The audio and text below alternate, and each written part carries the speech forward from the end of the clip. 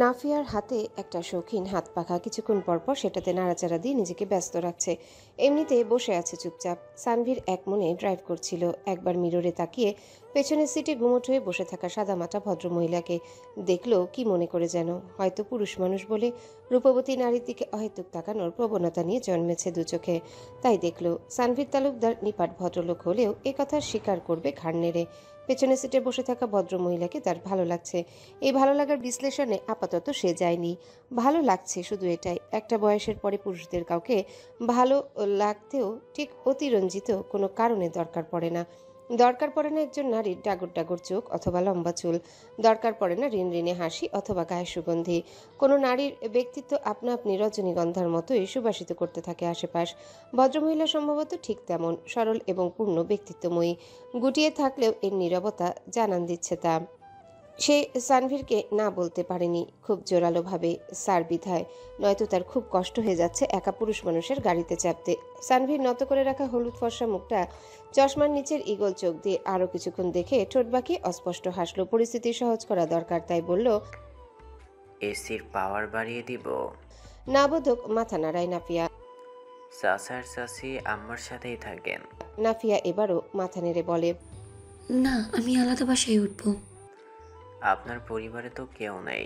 ছাদ বলল চাচা আর চাচি আম্মা রাখতে চান আপনাকে।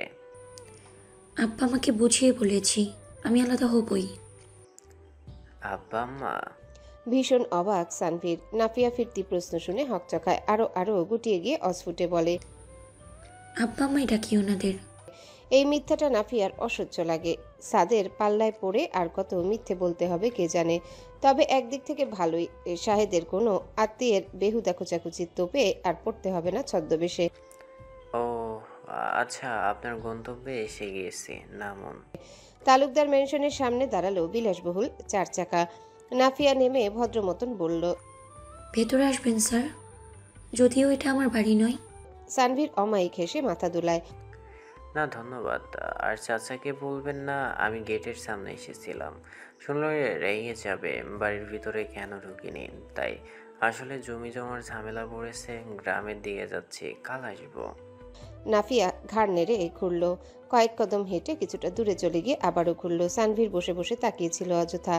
ভদ্রমহিলাকে ঘুরতে দেখে চট করে নামিয়ে নিল চোখ। নাফিয়া দ্রুত পা চালিয়ে এসে চঞ্চল গলায় বলল, ও স্যার, আপনি জাননি? যাক, বাঁচলাম। সানভীর ইতস্তত করল। ইয়ে মানে গাড়ি স্টার্ট হচ্ছিল না, তাই আপনি কেন বাসলেন?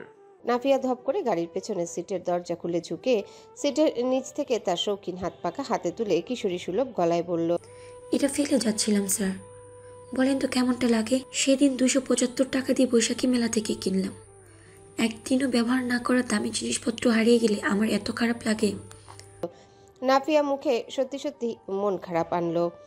সানভীর কিছু পল চেয়ে থেকে বলল, ওয়াও, থ্যাঙ্কস গড, আপনি এটা পেলেন। আপনাকে অভিনন্দন। আপনার 275 টাকা দামের হাত পাখা দীর্ঘজীবী হোক। সানভীরের মশকরা বোঝার মতো বোধ তখন নাফিয়া ছিল না। ওর হাত পাখা নিয়ে ব্যস্ত পা ফেলে ভেতরে এগিয়ে গেল। সানভীর নিশ্চুপে হাসতে হাসতে গাড়ি স্টার্ট করলো। বিড়বিড় করলো, 275 টাকা, অতি দামি হাত পাখা। গোধূলি লগ্ন তখন। সন্ধ্যার রং গাঢ় হয়ে আসছিল ক্রমশ। ব্যাংক কলোনির গলিটা বরাবরের মতোই শুনশান এই সময়টিতে।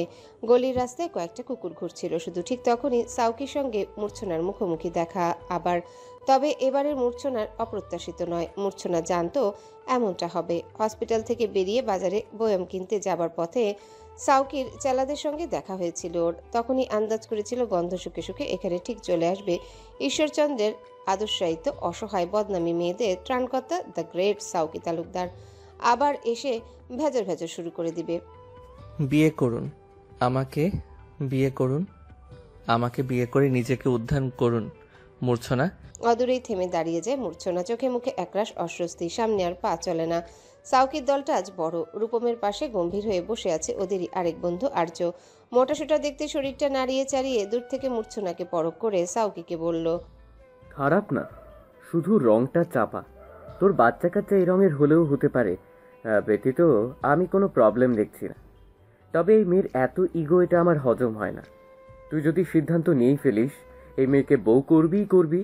তবে চল অসীম, আঙ্কেলকে দিয়ে সরাসরি ওর বাপ মাকেই বলি। কানের নিচে অভিভাবকদের একটা থাপ্পড় পড়লেই ইগো ল্যাংটা নাচন দিয়ে ভেঙে যাবে। সাউকি বিরক্ত ভারী এমনতর কথা শুনে একটু রাগান্বিত হলো। আর্য দাঁত কেলিয়ে বলল, রাগিস না, মেয়েটার ভালোর জন্যই তো বলছি। তোর হাতে যে মেয়ে পড়বে সেই মেয়ের লাইফ সেট। তবে এই মেয়ে কেন রাজি হচ্ছে না? আমি অনেক ভেবেছি।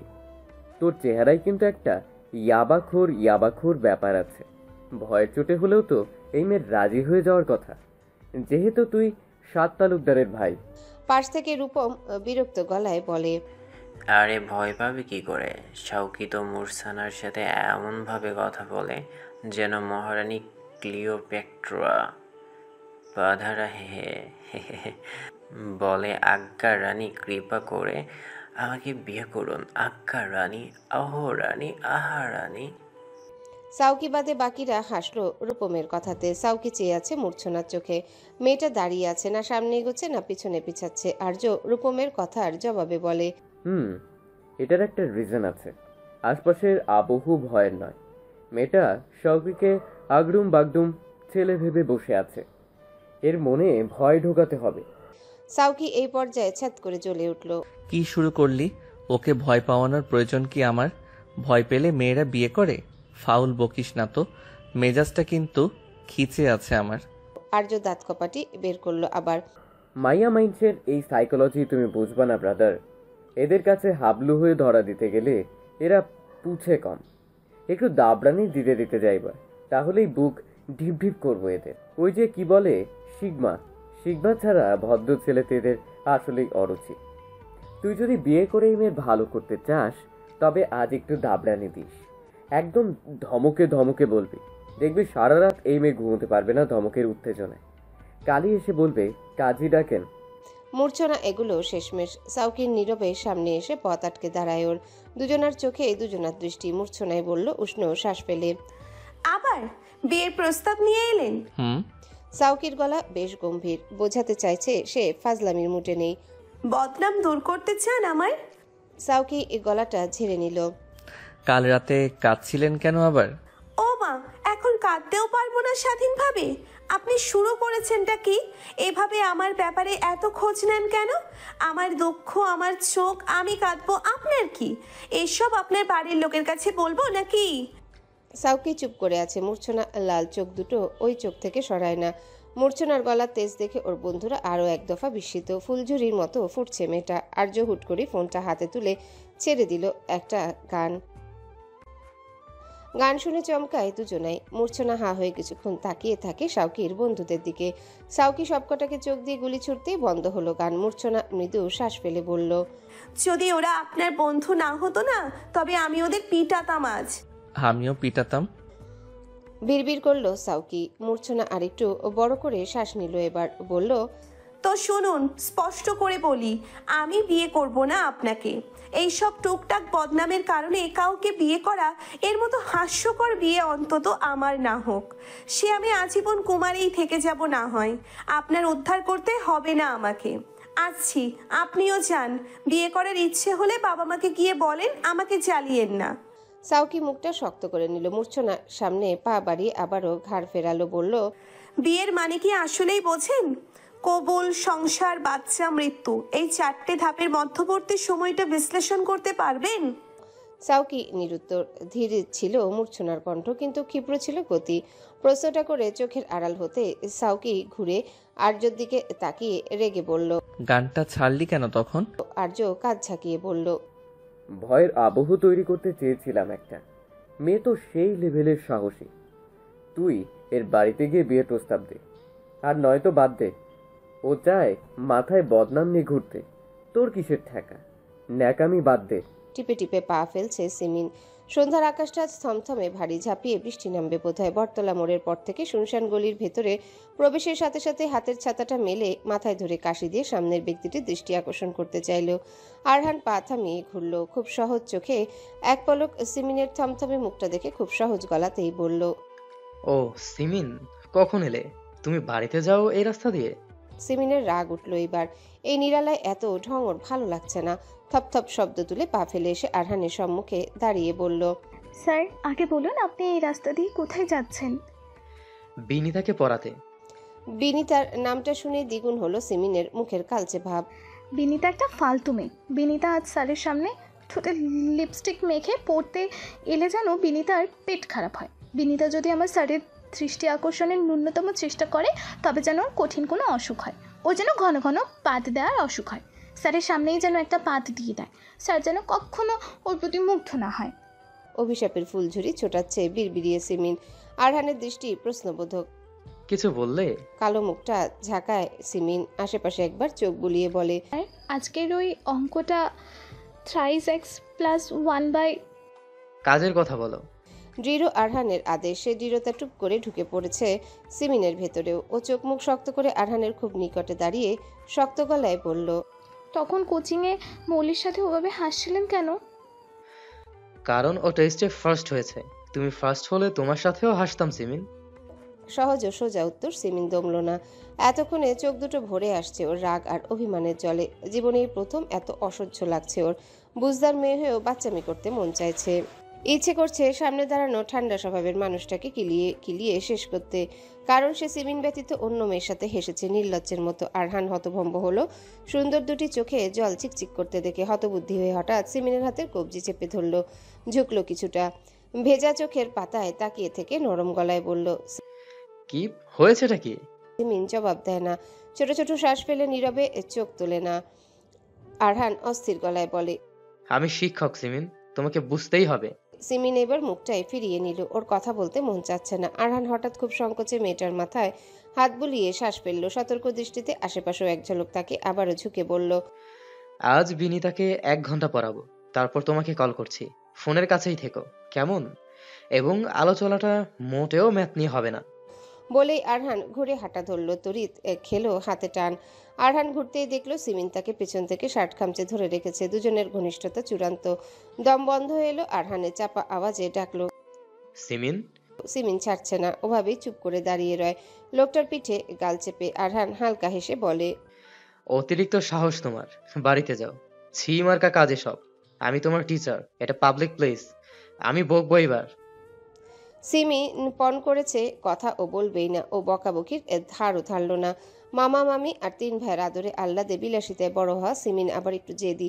আরহান ঘুরে মেয়েটার মুখ দেখতে চাইলো, পারছে না। কাকড়ার মতো খামচে ধরে রেখেছে তাকে। আরহান হাল ছাড়লো। কালচে ঠোঁট ছড়িয়ে পড়েছে হাসি।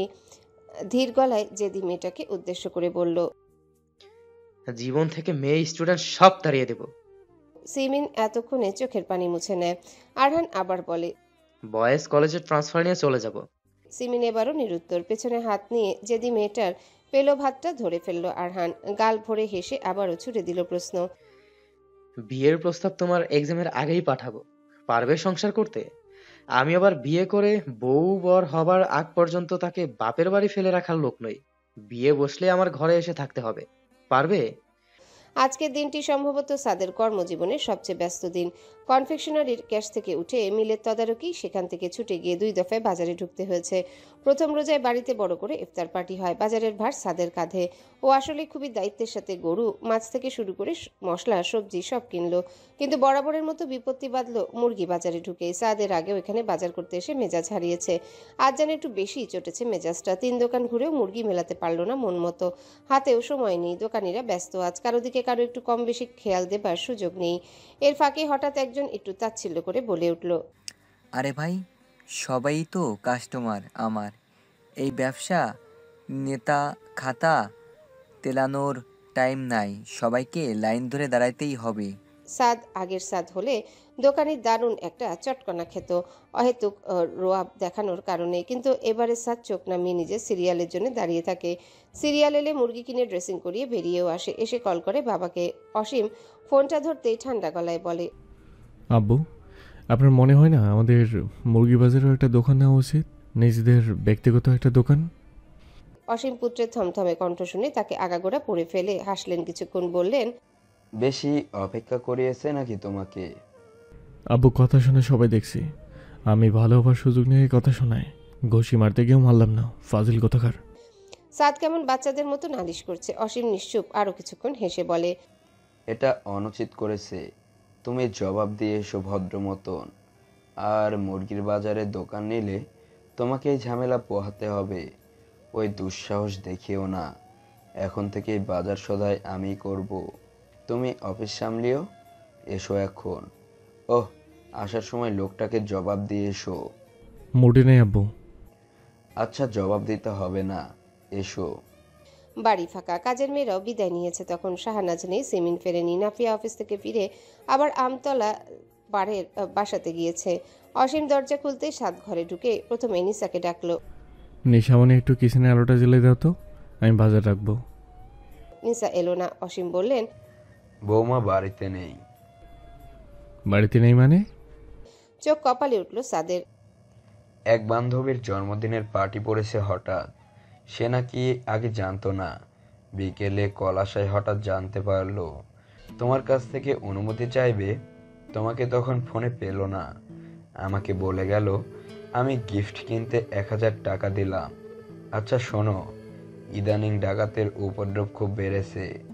বটি দা গুলো একটু শান দিয়ে এনে রাখবে নাকি? মুখটা হঠাৎ কালো হলো সাদের। বাজারগুলো শান্ত হাতে জায়গা মতো রেখে মুখ হাত ধুয়ে শার্টের হাতা গুটালো। অসীম ফ্রিজ থেকে ছেলেকে ঠান্ডা এক বোতল পানি এনে দিলেন। বললেন, কোথায় যাচ্ছ? ওকে আনতে। দরকার নেই, ওর বান্ধবীরা প্রাইভেট কার করে দিয়ে যাবে ওকে। ইসাক মোল্লার মেয়ে ওর বান্ধবী, দুশ্চিন্তা করতে বারণ করে গিয়েছে। সাদ এসব কথায় শান্ত হয় না, উল্টো বিড়বিড় করে বলে, পরীক্ষার ডেট পিছিয়েছে, না জেনে আকাশের চাপ পেয়েছে। এমন করছো কেন? আপনি এত সাপোর্ট করছেন কেন? আমি তো তোমাদের সাপোর্ট করতাম এই ব্যাপারে। তোমরাই স্বাধীনতার অপব্যবহার করতে। মেয়েটার মন খারাপ করবে, শাসন করলে ঘরে এনে শাসন করো। আর আমি অনুমতি না দিলে সে যেতই না। সাদ জুতা পড়ছে। অসীম হতাশ গলায় বললেন, যেতেই হবে? ওর জন্য চিনতে হয়। ঠিক কি কারণ? ওর ওই বান্ধবীগুলো আমার ব্যাপারে ওকে ভরকায়। এক কথায় বলে সাদ বাইকের চাবি তুলে লম্বা পা ফেলে বাইরে নামে। অসীম দাঁড়িয়ে দাঁড়িয়ে নিশ্চুপ হাসছেন ছেলের কাণ্ডে। সাদের মধ্যে তার যুবক বয়সে একটা প্রতিচ্ছবি তিনি লক্ষ্য করেন। শাহনাজকে নিয়েছিল তুমুল পজিটিভ। এমন করে করে শাহনাজকে ব্যাচেলার ডিগ্রি কমপ্লিট করতে দেননি তিনি। এই অমানবিকতার অনুশোচনা তিনি আজও করেন। অবশ্য সাদ তার মতো অত মূর্খ হবে বলে মনে হয় না। ছেলেটা মেজাজি হলেও বুঝদার আছে। ঠিক তখনই একটা কল আসে তার ফোনে। রিসিভ করে কানে ধরতেই মুখটা গম্ভীর হলো তার। বলল, সিমেনের ব্যাপারে কথা বলতে চাও? নাফিয়া ওর নতুন বাড়ি পুরোদমে ঝাড়পোছ করে সন্ধ্যার পরে ফিরল তালুকদার ম্যানশনে। আজ রাতে এ বাড়ি থেকেও বেরোবে। ঢের গোছগাছ করা বাকি এখন। নাফিয়ার পিছু পিছু সাউকিও বাড়িতে ঢুকলো। একই সময়ে মাথায় টুপি, তার মাগরিবের নামাজ পড়ে এসেছে। আব্বা এখানে দাঁড়িয়ে আছেন কেন? কবুতরের খোপ দেয়া হয়নি? আমি দিয়ে আসছি, আপনি ভেতরে যান। অসীম দুয়ারে দাঁড়িয়েছিল, হাতের ব্যাগটা রান্নাঘরের পাশে রেখে। নাফিয়া নিসাকেও ডাকলো। নিসা, মিষ্টি আলু এনেছি আর ভুট্টা পোড়া। তুই খেতে চেয়েছিলি, এদিকে আয়, নিয়ে যা। নিসা তখনও ফেরেনি। বাড়িটা নৈশব্দে গুমোট। অসীম সাউকিকে এক পলক দেখেন, দেখেন নাফিয়াকেও। এরপর আবার তাকে গেটের বাইরে। আজকে বাইরের আলোটা কোনোভাবে নষ্ট হয়েছে। অন্ধকারে উঠানটা তলিয়ে আছে। চিরায়ত গম্ভীর সুরে অসীম নাফিয়াকে বলল, আজ যাওয়ার দরকার নেই তোর, অন্তত এই গরমের কয়দিন। বরগুনায় সব ইউনিয়নের ডাকাত পড়েছে, যা গিয়ে চা বসা। নাফিয়া অল্প হাসলো, তবে এখন আর আপত্তি দেখিয়ে অসীমকে রাগিয়ে দিতে চাইল না। আজ তো ঘর থেকে ওকে বেরোতেই হবে। সব গোছগাছ করে তারপর না হয় জেদ দেখানো যাবে। আপাতত চা বানিয়ে খাওয়া যাক। সাউকি নির্বিকার হাত ঘড়িটা খুলে নিতে নিতে ঘরের দিকে পা বাড়িয়েছিল কেবল। অসীম থামিয়ে দিলেন মৃদু ডেকে, দাঁড়াও, কথা আছে, নড়বে না। সাউকি আর নাফিয়া মুখ চাচাই করছে। অতি সাংঘাতিক কিছু হয়েছে কি? রোজ এই বাড়িতে দফায় দফায় ঘটনা ঘটে, তাই ঠিক আন্দাজ করাও মুশকিল। ওদের চিন্তার লতাপাতা বেশি বাড়তে না দিয়ে সিমিন রিক্সা থেকে নামলো হুড়মুড়িয়ে। হাতের ছাতাটা বন্ধ করতে করতে সদর দরজার কাজটাতে এসে দাঁড়িয়ে বুক ভরে একটু শ্বাস নিল। ও চেয়েছিল মামার চোখে দৃষ্টি মেলাবে না। দাঁড়াও। সিমিন ঢোক গিলল, ঘুরে মাসুমের মতো মুখটি করে মামার দিকে তাকিয়ে বলল, মামা, নোটস নিতে গিয়ে একটু দেরি হলো। অসীম নিরুত্তাপ নির্বিকার গলায় বলল, সাদ বৌমাকে আনতে বাইরে গেছে। ও এলে তোর ফোনটা ওর কাছে জমা দিয়ে দিবি। পরীক্ষার আগ পর্যন্ত কোনো ফোন থাকবে না তোর। আর কালকে থেকে ওই কোচিংয়ে যাবি না তুই। সিমিন থমকে চেয়ে রইল মামার মুখের দিকেও। বুদ্ধিমতী মেয়ে চট করে বুঝে নিল সবটাই। ও ভীষণ আতঙ্কগ্রস্ত, কাপা গলায় বলল, কিন্তু মামা কেন? হঠাৎ এক বজ্র ধমকে কেঁপে উঠল গোটা বাড়ি। অসীম চেঁচিয়ে উঠলেন পূর্ণ শক্তি নিয়ে, একদম কৈফত চাইবি না অমানুষ কোথাকার, একদম ভাইদের মতোই হইছিস। শোন, আমি তোকে কৈফত দিতে বাধ্য নই, যা বলছি তাই, এবং তোর বাইরে যাওয়া হবে সীমিত। শৌকিকে না নিয়ে কোথাও যাবি না তুই। মামার থেকে এমন ব্যবহার পেয়ে অভ্যাস নেই সিমিনের। টানা টানা চোখ দুটো ভরে এলো মেয়েটির। ফুপিয়ে উঠল সহসা। সাউকি এগিয়ে উৎকণ্ঠা ভরা স্বরে বলল, আব্বু, ওর দোষ? অসীম জবাব না দিয়ে ফুঁসছেন। ভীষণ রেগে আছে সে। সিমিন অপমানে জর্জরিত। গুটিয়ে গিয়ে দৌড়ে নিজের ঘরে ঢুকে দরজা লাগালো। কাপা হাতে ফোনের স্ক্রিনে আঙ্গুল চালালো। তখনই আরহান কলটা কেটে দিয়ে ব্যাক করলো। আজ বিনীতাকে পড়াতে সে যায়নি। অনেকটা সময় সিমিনকে দিয়ে সোজা নিজের অ্যাপার্টমেন্টে ফিরেছে। হাতের আঙ্গুলগুলো এখনো ঝিমঝিম করছে বেচারার। যে আঙ্গুলে প্রেয়সীর গাল ছুঁয়ে আদর দিয়েছে আজ খেই হারিয়ে। তীব্র অপরাধ বোধে কণ্ঠ থেকে শব্দ বেরোচ্ছে না তার। মেয়েটা তাকে লম্পট ভেবেছে কিনা ভাবতে ভাবতে মাথা চিড়ে ফেলেছিল এতক্ষণ, কিন্তু উস্কানি তো ওই মেয়েই দিয়েছিল প্রথমে। সিমিন, লজ্জিত স্বর আরহানের, খুবই কোমল। সিমিন এক হাত দিয়ে নিজের গাল ছুঁয়ে চলেছে, ছোট ছোট শ্বাস ফেলছে ক্রমাগত। বলে, হ্যালো বন্ধুরা, পরবর্তী পার্ট খুব তাড়াতাড়ি আসবে, তো সবাই অপেক্ষায় থাকো। আর চ্যানেলটি যারা এখনো সাবস্ক্রাইব করোনি তারা পরবর্তী পার্ট দেখার জন্য চ্যানেলটি সাবস্ক্রাইব করে রেখো। ধন্যবাদ সবাইকে, আমাদের সাথেই থেকো।